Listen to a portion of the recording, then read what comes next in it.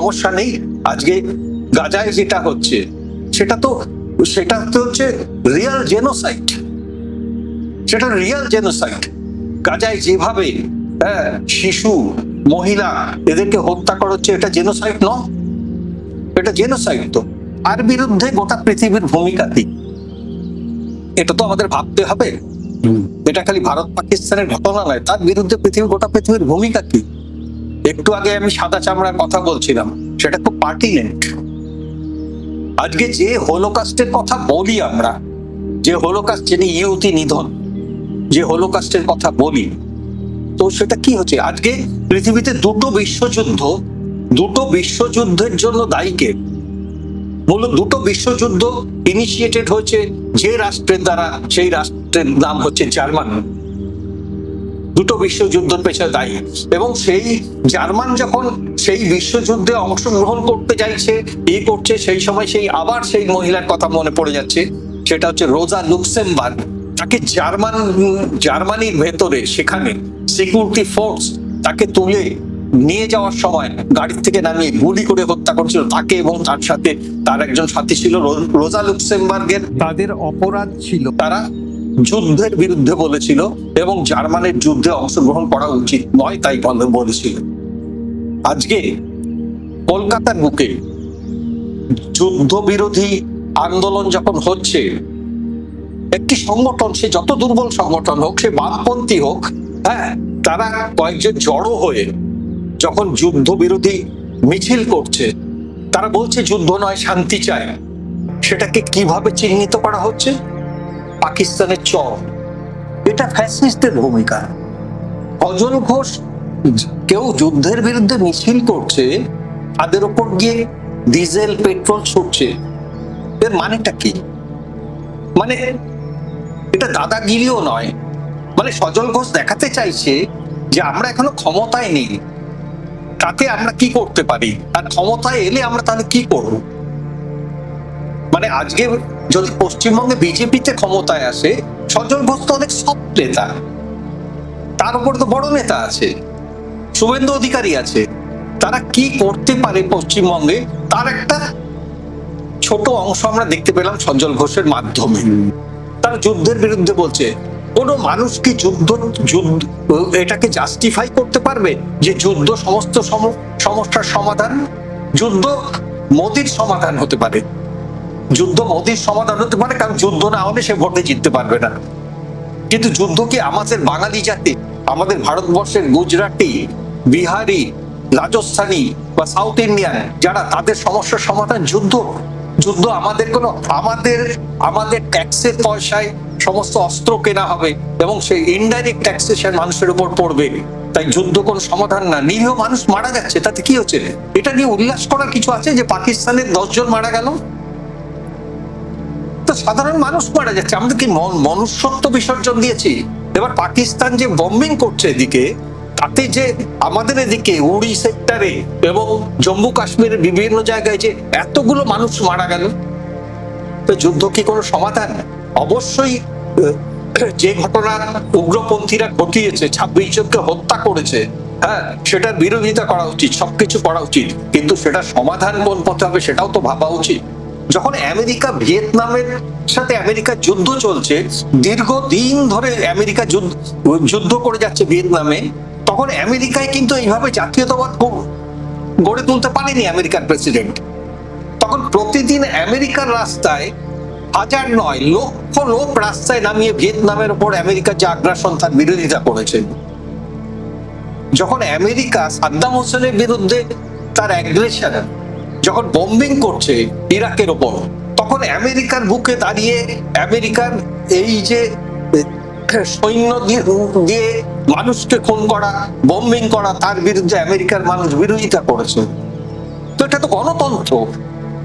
আমি পশ্চিমবাংলায় দাঁড়িয়ে বলতে পারবো না যুদ্ধ কোনো সমাধান নয়, যুদ্ধ নয়, শান্তি চাই। মহাত্মা গান্ধী যেটা তার সারা জীবন ধরে বলে গেলেন, আমি সেটা বলবো না? তাহলে আজকের যুগে মহাত্মা গান্ধী বেঁচে থাকলে সেও তো দেশদ্রোহী হয়ে যেত, কারণ তিনি অহিংসবাদী প্রচার করতে চেয়েছেন। এটা তো কখনো চলতে পারে না, কখনো চলতে পারে?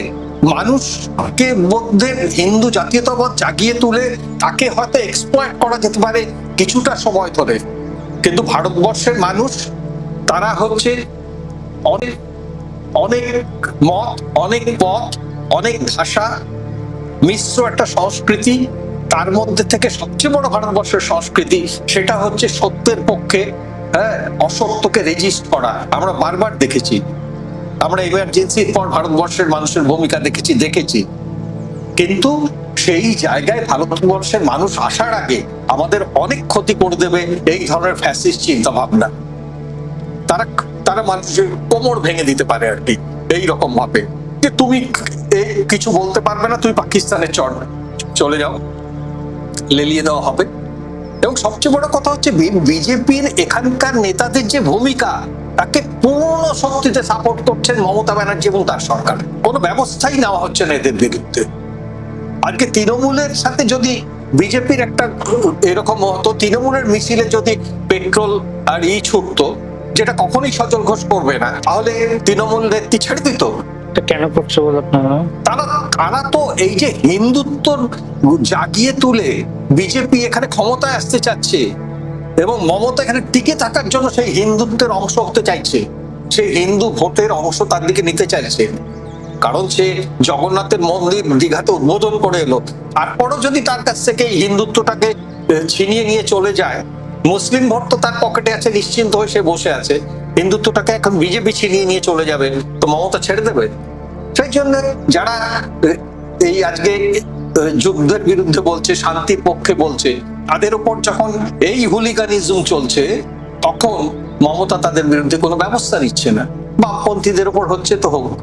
এবার আমি এর বৃহৎ অংশে আসছি, যেটা না বললে একদম এসে যাবে না। এটা শুধুমাত্র মনে হবে বোধহয় আজকে ভারতবর্ষের সংকীর্ণ রাজনীতি বা সন্ত্রাসবাদের কবলে পাকিস্তান বা বাংলাদেশের যে মৌলবাদী রাজনীতি বা চায়নার যে আগ্রাসী রাজনীতি, সেইটুকু এই এশিয়াতেই বোধহয় সম্ভবত তা নয়। এগুলো সবগুলোর পেছনে ইউরোপিয়ান কান্ট্রি এবং আমেরিকার একটা বড় ভূমিকা আছে।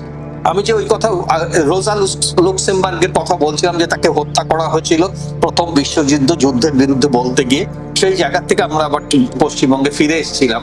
তো জার্মানি দ্বিতীয় বিশ্বযুদ্ধের আগে যে হলোকাস্ট হয়েছিল, ইহুদি নিধন হয়েছিল, অ্যান্টিসেমিটিজম বলা হয়, ইহুদিদের যে বিরোধিতা, সেটা তো অনেকদিন ধরে চলছিল। সেটা আউটবাস্ট হলো হিটলারের আমলে। সেটা কিন্তু বিংশ শতাব্দীর মধ্যভাগে যে হচ্ছে তা নয়, ঊনবিংশ শতাব্দী মানে 1870 সালে বা 1870, আবার ঠিক মনে পড়ছে না, 1870 থেকে 1880-র মধ্যে, সেই সময় সেখানে ইহুদিদের প্রোটেক্ট করার জন্য অর্গানাইজেশন তৈরি হয়েছে, যেটাকে জায়নিজম বলা হয়। জায়নিজম হচ্ছে ইহুদিদের পলিটিক্যাল গার্ড। অনেকে এটাকে ধর্মীয় সংস্থা মনে করে, তা নয়।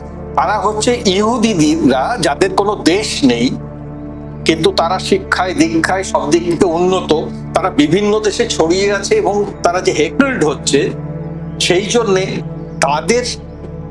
তাদেরকে প্রতিষ্ঠিত করার জন্য বা তাদের কোনো বাসভূমি খুঁজে দেওয়ার জন্য যে আন্দোলন শুরু হয়েছিল, যে সংগঠনের জন্ম হয়েছিল, সেটা 19 শতকের শেষ দিকে। তো হলোকাস্টের কথা আমরা জানি, যেভাবে ব্রুটালি হত্যা করা হয়েছিল হিটলারের মাধ্যমে, সেই সময় থেকে ইহুদিদের বাসস্থান খোঁজার চেষ্টা চলছিল অনেক দিন ধরে। তখন আরবে, যেটাকে আমরা প্যালেস্টাইন বলি, এই জায়গাটা ছিল ব্রিটিশ কলোনি। ব্রিটিশরা তো গোটা পৃথিবীতে কলোনি তৈরি করে রেখেছিল, ব্রিটিশ কলোনি। এবার ব্রিটিশদের চুক্তি মতো ব্রিটিশদের 1948 সালে ওই জায়গাটা ছেড়ে দেওয়ার কথা। প্যালেস্টাইন যে মানুষ আছে, যারা মূলত আরবের মানুষ, মুসলিম আরবের মানুষ, তাদের হাতে দিয়ে চলে আসার কথা।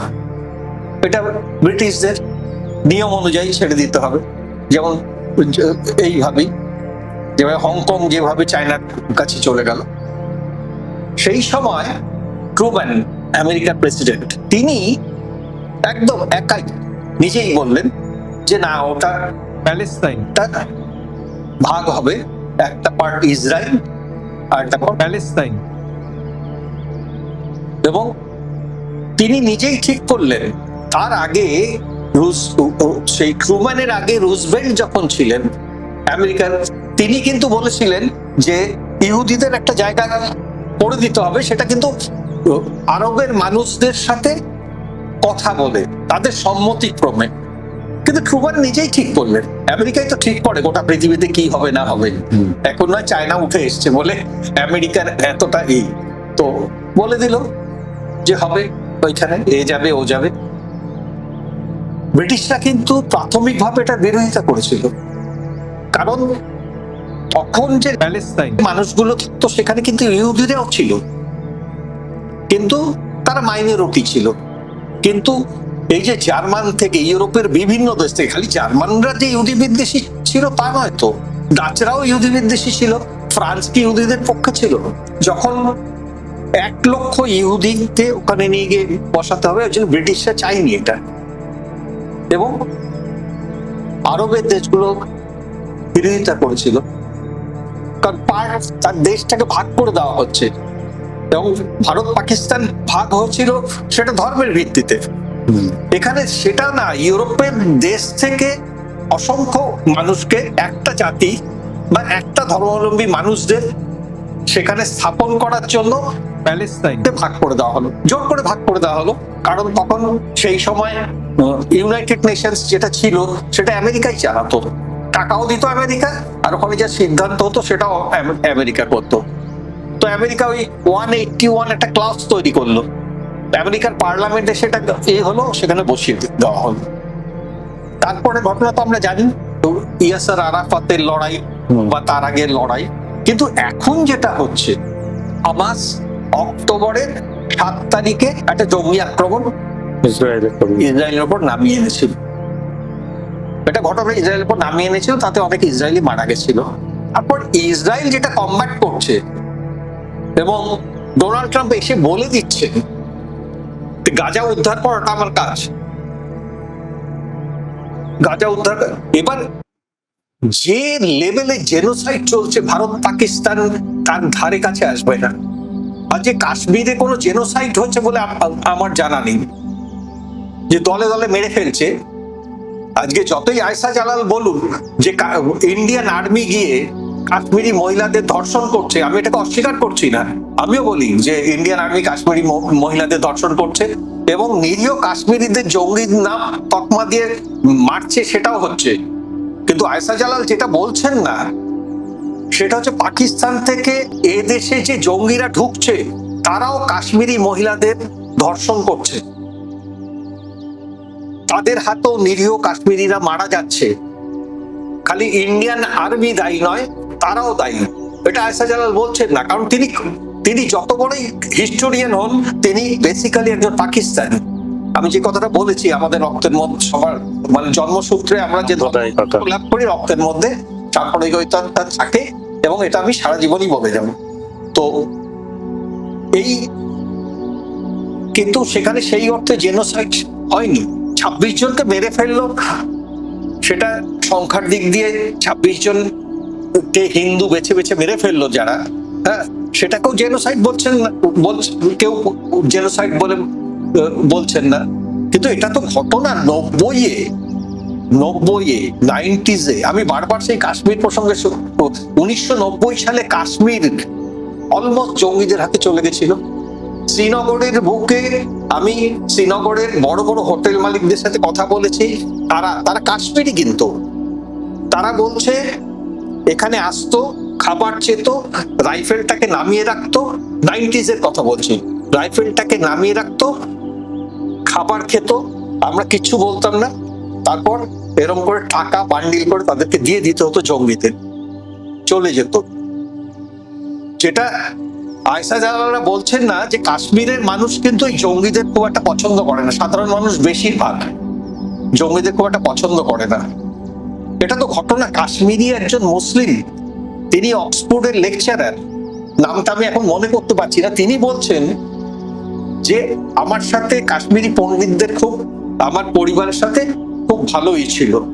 আমরা তারা আমাকে মুসলিম বলে মনে করতো, এক মহিলা, হ্যাঁ এই করতো, কিন্তু তাদেরকে যখন সরিয়ে দেওয়া হতো, তাদেরকে হত্যা করা হলো, তখন আমার বাবা প্রতিবাদ করতে পারেনি, কারণ বন্দুকের নলে পণ্ডিতদের ওখান থেকে সরিয়ে দেওয়া হয়েছে। এগুলো অস্বীকার করার জায়গা নেই। আমি আজকে বামপন্থী হয়ে, মুক্তমনা হয়ে সত্যটাকে অস্বীকার করবো, এটা হতে পারে না। এই ঘটনাগুলো ঘটেছে কাশ্মীরে, কিন্তু কাশ্মীরে ভারতবর্ষের সৈন্যরা যে একটা জেনোসাইড চালিয়েছে, এটা আমি মনে করি না। জেনোসাইড চলছে ওইখানে গাজাতে, এবং তার পেছনে কারা আছে? সমস্ত ইউরোপিয়ান কান্ট্রিগুলো আছে, সমস্ত ইউরোপিয়ান কান্ট্রিগুলো তার পেছনে আছে। যে জার্মানি এই ইহুদিদের একসময় ধরে ধরে হত্যা করেছে, যে তাদেরকে নিয়ে গিয়ে ক্যাম্পে নিয়ে গিয়ে গ্যাস চেম্বারে নিয়ে গিয়ে হত্যা করেছে যে জার্মানি, তারাও আজকে ইসরায়েলের পক্ষে। আমেরিকা তো ভীষণ ভাবে পক্ষে। আমেরিকা তো গাজাটাকে দখল করে দেবে, এটা ট্রাম্পের লক্ষ্য। কেন করতে চাইছে এরা? সেই অমোঘ। কিন্তু আজকে যতই ভারত পাকিস্তানের মধ্যে ধর্মীয় বিভাজন, তার থেকে যে লড়াই, এই কথা বলা হচ্ছে, আসলে এখানে কিন্তু সাদা চামড়া কালো চামড়ার প্রশ্ন উঠে আসছে। এর পেছনে একটা ঐতিহাসিক ব্যাপার আছে। আজকে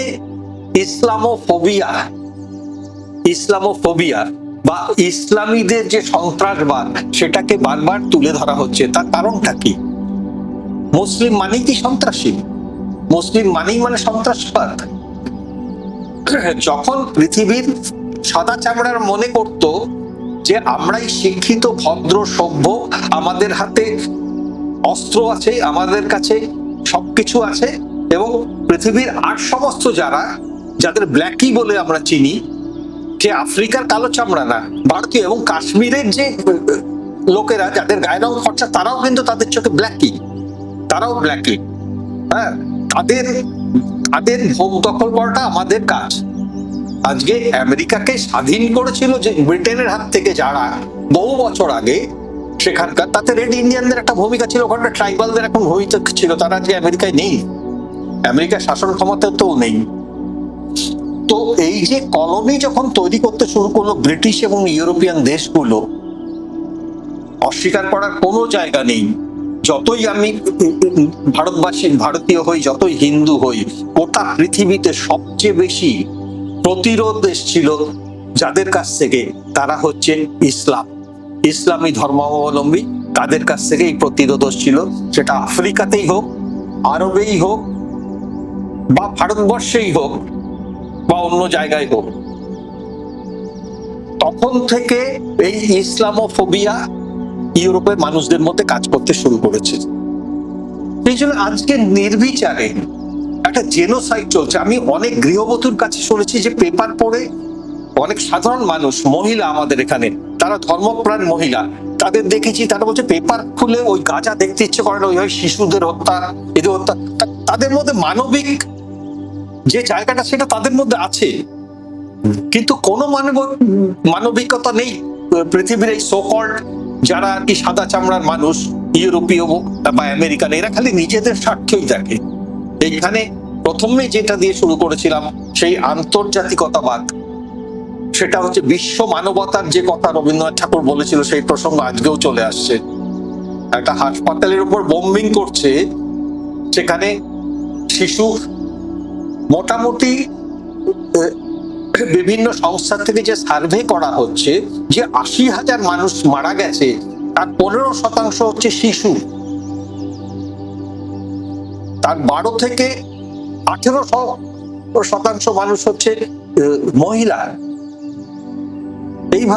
এইভাবে তাদেরকে মেরে ফেলা হচ্ছে। আর তুমি হলোকস্ট, তোমার উপর যারা অত্যাচার চালিয়েছিল, যে হলোকস্টের কথা বলছো, যে সেমিটিজম থেকে তোমার ইহুদিদের এই জাতীয়তাবাদ গড়ে উঠেছে, হ্যাঁ, সেগুলো কে করেছিল? আরবের লোকেরা, ওই ইউরোপিয়ানরা। তো তারা আজকে তাদের পেছনে দাঁড়িয়েছে, এদের পেছনে দাঁড়িয়েছে ওইখানে একটা এরকম জেনোসাইড চালানোর জন্য। নির্বিচারে মানুষকে হত্যা করছে, কোনো যুক্তি দিয়ে সেটাকে সমর্থন করা যায় না। এবং এটা আমাদের বুঝতে হবে, আমাদের দেশের মানুষকে যে পাকিস্তান আমার শত্রু নয়, বাংলাদেশ আমার শত্রু নয়, বা পাকিস্তানের মানুষকে বুঝতে হবে ভারত তাদের শত্রু নয়, বাংলাদেশের মানুষকে বুঝতে হবে যে ভারত তাদের শত্রু নয়।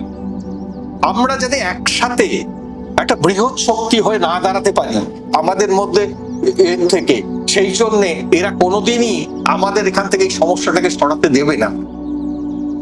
আমাদের হিন্দু জাতীয়তাবাদ জাগ্রত করে কোনো লাভ নেই, আমাদের ভবিষ্যৎ প্রজন্ম কিন্তু এর থেকে কোনো লাভ হবে না। আমরা ভিখারি হয়ে যাব, যুদ্ধ লড়তে লড়তে আমরা ভিখারি হয়ে যাব। আজকে যদি পাকিস্তানকে বেল আউট করতে হয়, আইএমএফ পারবে না পাকিস্তানকে বেল আউট করতে, কারণ পাকিস্তানকে যে টাকা দেবে পাকিস্তান সে অস্ত্রে ইনভেস্ট করবে। পাকিস্তানকে যদি বেল আউট করতে হয় তাহলে আমাদের তাকে সেই দৃষ্টিভঙ্গি দিয়ে দেখতে হবে, তাকে সাহায্য করতে হবে তার দেশ থেকে ওই জঙ্গি এটাকে ধরে কাশ্মীর সমস্যার একটা মিনিংফুল সমাধান করতে হবে। এটা আমি তো ডিকটেট করতে পারি না, কিন্তু সেই ইচ্ছা তো আমার মধ্যে থাকতে হবে, সেই মানবিক মূল্যবোধ তো আমার মধ্যে গড়ে উঠতে হবে। এটা ভারতকেই ভারতের একটা বড় ভূমিকা আছে, ভারত বাংলাদেশ সবারই একটা বড় ভূমিকা আছে এগুলোর ক্ষেত্রে। আমাদের নিজেদের সমস্যা হিসেবে দেখতে হবে।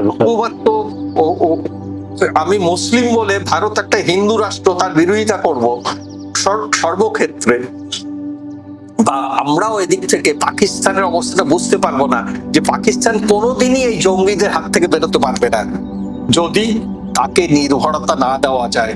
এটাকেই আন্তর্জাতিকতাবাদ বলে। এতে পৃথিবীর শান্তি আসে।